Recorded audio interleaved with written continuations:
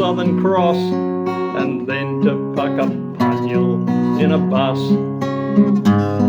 An interview which left the view that common sense was lost, and we were cannon fodder, each of us.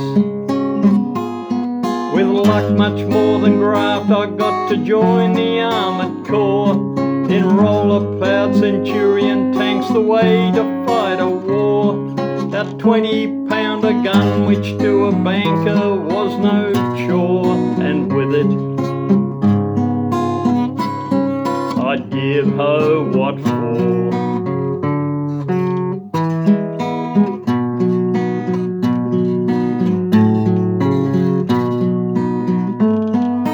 After jungle training, we were off to Vietnam, an air base in Saigon called Tan Son Nhut, with even more inoculation holes in every arm, a passport stamping which we thought was mute.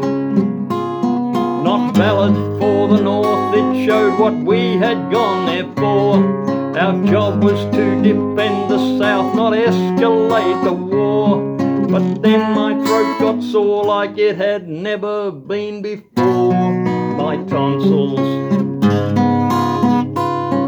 are with me no more.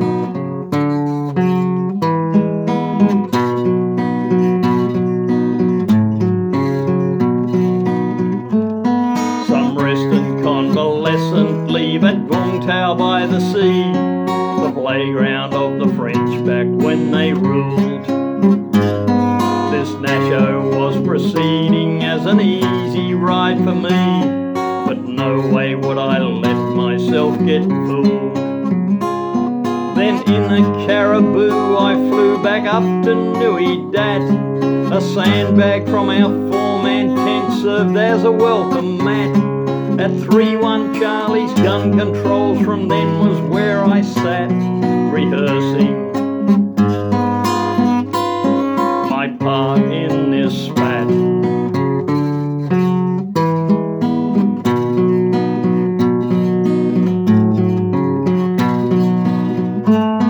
Life was too good, they said we could then take some R&R. To Hong Kong in a civvy plane we flew, haggling tax-free merchandise and riding in a car to Commie China's border just a view. But all too soon we had to hoon it back to army work. The Tet Offensive stirred things up, the place had gone berserk. We got the vibe that life here would no longer be a lurk. Our job was not one we could shirk.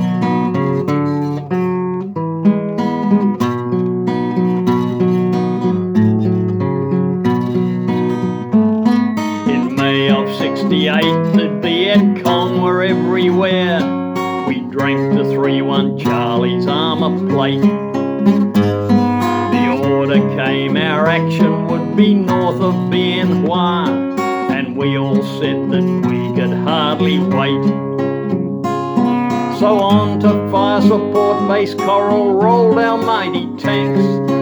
Unseen DC targeted with air support from Yanks. We could have joined the regs and done more war, I said no thanks. My calling was managing banks.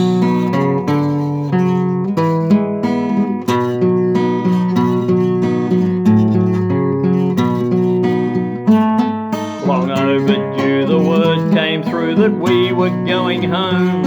Our 2 years nearly up, we'd done enough. In all, too many tinnies of the B were then consumed, and management response seemed rather rough. Hungover on our final day and absent from parade, a silly fine we couldn't leave until the fine was paid. We settled without protest, so our plane was not delayed. So ended